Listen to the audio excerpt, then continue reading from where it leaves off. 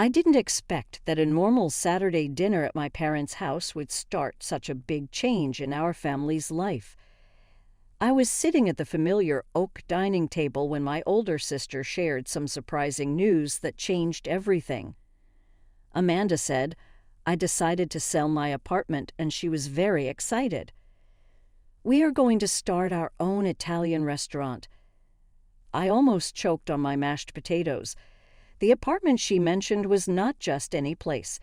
It was a nice 3-bedroom condo in the center of the city, the one that our grandmother gave to her in her will.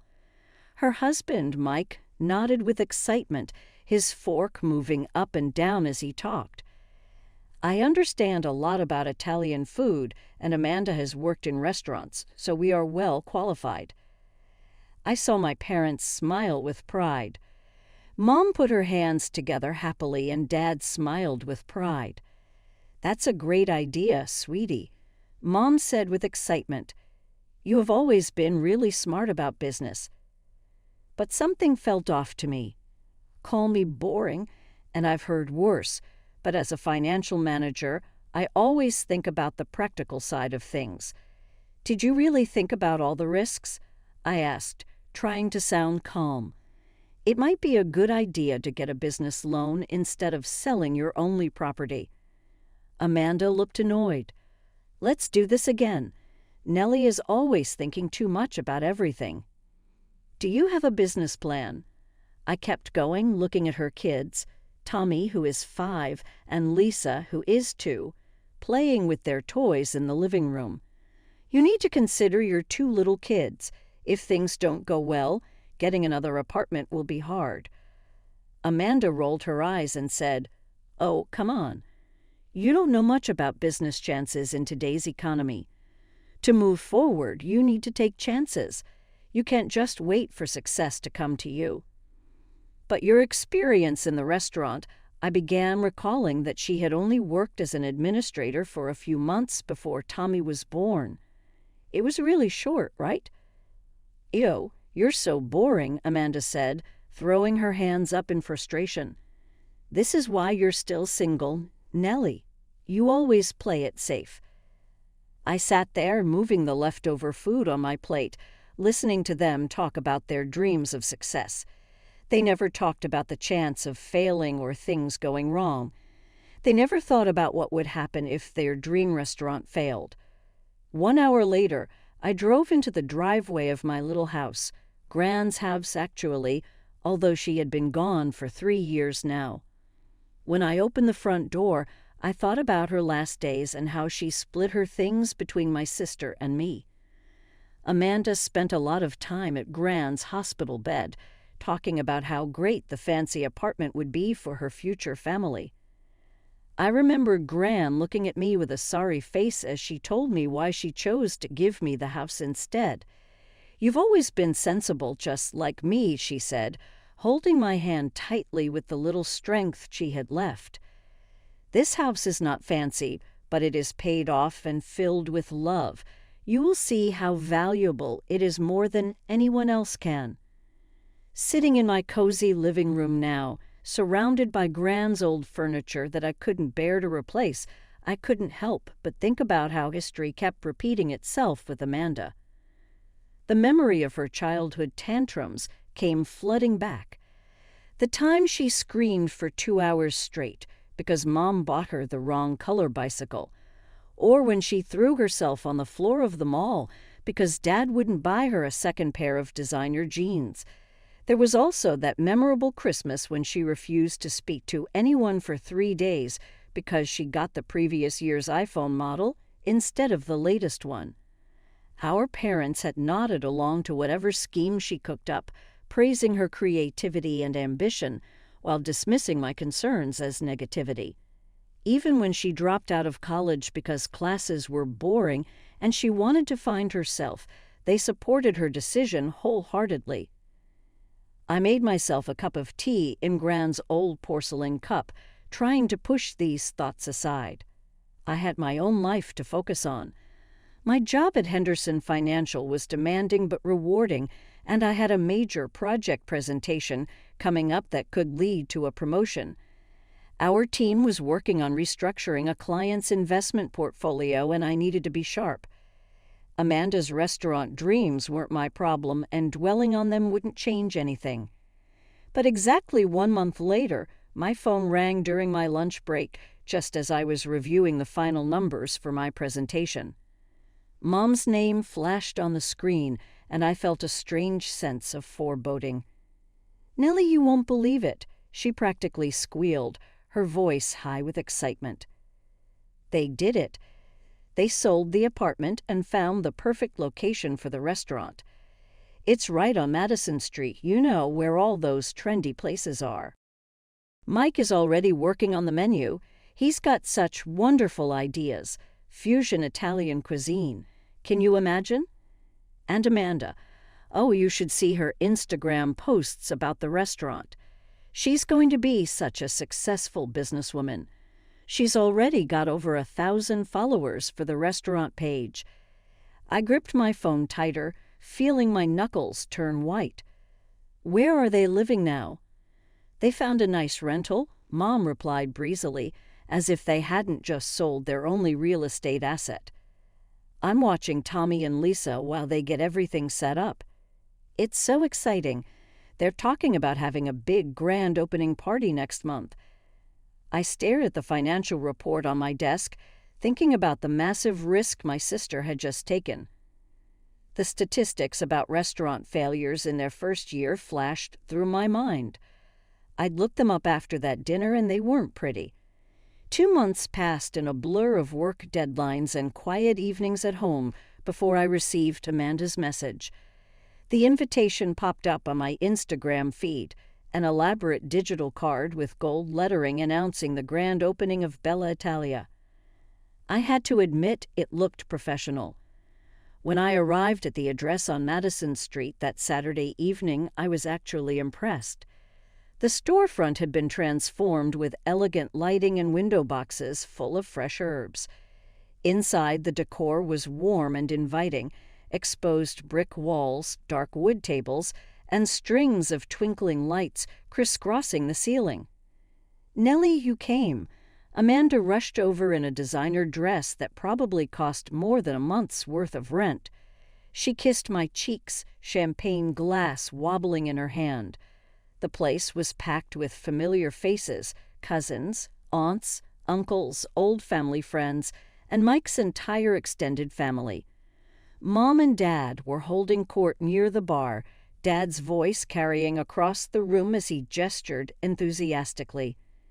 "Just wait and see," I overheard him telling Uncle Jim. "Amanda is going to be the next big name in the restaurant business. She's got that entrepreneurial spirit, not like Nellie. She'll probably work for other people until she retires." Mom nodded along. "Some people are just born leaders, and others, well, they're more comfortable following." I pretended not to hear them as I made my way to the appetizer table. Their words didn't sting as much as they might have once. I'd long ago accepted that I'd never be the daughter they bragged about at family gatherings. "Congratulations," I told Amanda sincerely, raising my glass. "The place looks beautiful." "I hope it's a huge success." The next few months fell into a pattern. Every Sunday dinner at our parents' house became a progress report on Bella Italia. Amanda would sweep in, sometimes with the kids and Mike, sometimes just with Tommy and Lisa in tow, and dominate the conversation with tales of her budding restaurant empire. "That's our girl," Dad would beam. Always knew she had it in her to be a successful entrepreneur. "It's in her blood," Mom would inevitably chime in. "Not everyone has that drive," she'd add, shooting meaningful glances my way. Amanda would smirk at me across the table, that same superior look she'd had since we were kids, and she'd gotten her way yet again. But one evening when the conversation turned to actual numbers, I couldn't help myself. "How's the revenue looking?" I asked, keeping my tone casual. "Are you hitting your projected targets?" Amanda's smile faltered for a split second. "Oh, you know how it is with new restaurants," she said, waving her hand dismissively. "We're still building our customer base, but we'll be self-sufficient any day now. And then the profits will really start rolling in." Something in her voice reminded me of a time in high school when she'd insisted everything was fine with her grades, right up until she failed 3 classes. But I kept that thought to myself and just nodded, taking another bite of Mom's pot roast. The spring evening started like any other Sunday dinner, with Mom's cooking filling the house with familiar aromas and Dad telling his same old jokes. Then Amanda cleared her throat and grabbed Mike's hand. "We have some news," she announced, beaming. "I'm pregnant. Baby number 3 is on the way." Mom burst into tears of joy. Dad started talking about another grandchild to spoil. Mike sat there grinning like he'd just won the lottery. Tommy and Lisa jumped around the table, chanting, "Baby, baby." I set down my fork, choosing my words carefully. "Are you sure this is the best timing, with the restaurant still getting established and everything?" The room went silent. You'd think I just suggested selling Tommy and Lisa to the circus. "Nellie," Mom's voice could have cut glass. "How dare you? A baby is always a blessing. Besides," she added with that particular tone she reserved for discussing my personal life, "you'd understand if you had any children of your own. Or a husband. You're 30 now, you know, not getting any younger." 8 months later, little Emily joined the family. She was beautiful, with Amanda's blue eyes and Mike's dark hair. But while everyone was cooing over the new addition, I couldn't help but notice the strain showing around my sister's eyes. Mike kept checking his phone with an increasingly worried expression. The truth finally came out 3 months after Emily's birth during another family dinner. Amanda looked exhausted, dark circles under her eyes visible despite her makeup. Mike had traded his usual confident swagger for nervous fidgeting. "We're having some challenges at the restaurant," Amanda admitted, pushing her food around her plate. The words seemed to physically pain her. "The staff turnover is killing us. We've gone through 6 head chefs because Mike keeps wanting to innovate with the menu." She took a shaky breath.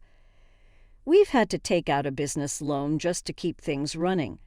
The numbers they're not what we projected." I sat there in silence, remembering all my questions about their business plan from that first dinner.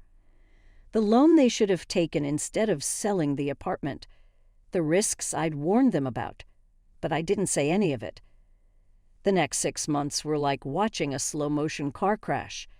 Every week brought new problems at Bella Italia. First, the lunch crowd dwindled to nothing.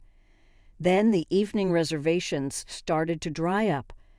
The restaurant's Instagram page, once full of beautifully plated dishes and smiling customers, went quiet. The last post was a sad 2-for-1 Tuesday promotion that got 3 likes. I heard most of it through Mom's daily phone calls to update me on the situation. How they had to let go of half the staff. How they started closing on Mondays to cut costs. How Mike got into a shouting match with their last remaining chef over putting sushi rolls on their Italian menu. "They're just having a rough patch," Mom would insist. "Every new business goes through this." But it wasn't just a rough patch. By spring, the writing was on the wall in bright neon letters. The restaurant's debts had piled up like autumn leaves: unpaid suppliers, late rent, mounting tax bills. The final blow came when their main investor pulled out, leaving them with no choice but to sell Bella Italia for a fraction of what they'd invested. The sale barely covered their business debts. They still owed the bank nearly $200,000 from a loan they'd taken out. Amanda, Mike, and their 3 kids, Tommy, now 8, Lisa, 5, and little Emily, just turning 1, were left with nothing. No home, no income, and a mountain of debt. I almost skipped the next Saturday dinner. Something in Mom's voice when she called to remind me about it set off warning bells. But I went anyway, pulling up to their house just as the spring sun was setting. The atmosphere hit me the moment I walked in. Mom and Dad sat ramrod straight in their usual chairs. Amanda and Mike were there too, the kids playing quietly in the corner, unusually subdued for them. Emily was asleep in her carrier, while Tommy and Lisa seemed to sense the tension in the room, focusing intently on their tablets. I hadn't even settled properly into my chair when Dad cleared his throat. "Nellie, we've made a decision." The way he said "we" made my stomach clench. "Your sister and her family need a place to stay," Mom jumped in. "You have that big house all to yourself." I felt like I'd walked into an ambush. "We need to move in with you," Amanda stated, as if she was telling me the weather forecast. "Temporarily, of course." My mouth went dry. How long is temporarily?" Amanda shrugged, examining her perfectly manicured nails. Probably her last professional manicure for a while, I thought hysterically. "Hard to say." "I can't work, obviously, not with 3 small children to take care of. And Mike needs time to find the right position." "I'm not going to flip burgers somewhere," Mike interjected, puffing up his chest. "I was a business owner. I need something at an executive level." "So we'll need to stay with you for a few years," Amanda continued, as if discussing borrowing a cup of sugar. "It's not like you're using all that space anyway. And let's be honest, Nellie, you're not getting any younger. The chances of you getting married and having kids are getting pretty slim. You're already 30 and you spend all your time working." I sat there, stunned into silence by my sister's breathtaking arrogance. The casual cruelty of her words hung in the air like poison, made worse by our parents' nodding heads. Mom and Dad were actually agreeing with her, as if my single status and career somehow made me responsible for fixing their mistakes. I pushed my chair back and stood up, the legs scraping against the floor with a harsh sound that made everyone jump. "No." "What do you mean, no?" Amanda asked, genuine confusion in her voice. The concept of me refusing her anything was apparently foreign to her. "I mean, no. You're not moving into my house. Not for a few years. Not for a few months. Not at all." The silence that followed was deafening. I could actually hear the tick of Mom's ancient kitchen clock marking the seconds. Tommy and Lisa looked up from their tablets, sensing the tension in the room. Even baby Emily stirred in her carrier. Then the explosion came. "How dare you?" Mom shrieked, her face turning red. "They're your family, your own flesh and blood, you selfish, heartless witch." Amanda joined in, tears already starting to flow. "My children will be homeless because of you." Dad slammed his hand on the table, making the dishes rattle. "I never thought I raised such a cruel, uncaring daughter. These are your nephews and niece we're talking about. You've always been jealous of your sister."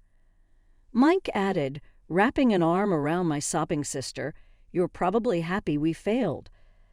I let them rant, watching as they worked themselves into a righteous fury. The accusations flew thick and fast.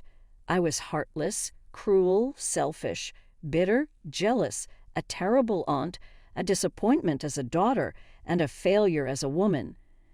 When they finally ran out of steam, I spoke, my voice still perfectly calm. "You know who could take them in? You could, Mom and Dad, since you supported their brilliant business plans so enthusiastically. Since you cheered them on when they sold their only home. Since you told them what a wonderful idea it all was." Mom's mouth opened and closed like a fish out of water. Dad started to sputter something about their house being too small, but I cut him off. "I warned you all," I continued, reaching for my coat. "I warned you about selling the apartment. I warned you about starting a business without a proper plan. I warned you about the risks. Not one of you listened. Not one of you even considered that I might know what I was talking about. And now that everything I predicted has come true, you expect me to clean up your mess. I buttoned my coat with steady hands. You made your decisions, all of you. You chose not to listen to reason. You chose to ignore every warning sign. You chose to risk everything on a dream with no foundation. And now you're facing the consequences of those choices. I walked out into the cool evening air, closing the door on their protests. As I got into my car, I could still hear them shouting through the windows, their voices a chorus of outrage and disbelief. The harassment started within hours of me leaving my parents' house. First came the guilt trip texts from Mom. How can you sleep at night knowing your nieces and nephew might end up homeless? Then Dad's angry voicemails about family duty and responsibility. Amanda alternated between tearful pleas and vicious attacks, while Mike sent long, rambling messages about how I was destroying his children's future. I blocked their numbers after the first week, but they just switched to email, then social media. Then they started having other family members contact me. Aunt Susan called to tell me I was breaking my mother's heart. Cousin Rachel sent me a 5-paragraph Facebook message about how karma would get me. Uncle Jim cornered me outside my office to lecture me about family values. I weathered it all, focusing on my work and the peace of my home. But I wasn't naive. I knew my family well enough to know they wouldn't just accept my refusal. That's why I called a locksmith the very next day after that disastrous dinner. The locks were changed, a security system was installed, and cameras were placed at strategic points around the house. Smart thinking, as it turned out. I was driving home from work one Wednesday evening when I saw them. Amanda, Mike, and the kids were camped out on my front porch, surrounded by suitcases and boxes. Tommy was sitting on a large duffel bag, looking bored. Lisa was crying, and Emily was fussy in her carrier. Mike was jiggling my doorknob with what I assumed was my mother's spare key. I pulled into my driveway and got out of my car, unable to suppress a laugh at the scene before me. They all turned at the sound. "Something funny?" Mike snarled, still trying to force the key into the lock. "Actually, yes," I replied, leaning against my car. "Did you really think I wouldn't change the locks after that dinner? The alarm system's nice, too. It's already sent 3 notifications to my phone about attempted entry." Amanda stepped forward, her face twisted with anger. "You can't just leave us out here." "We're your family." "You're trespassing," I corrected her. "And if you don't leave immediately, I'll call the police." I pulled out my phone to demonstrate I wasn't bluffing.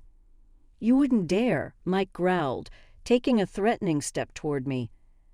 I held up my phone, showing them the 911 already dialed, my thumb hovering over the call button. "Try me."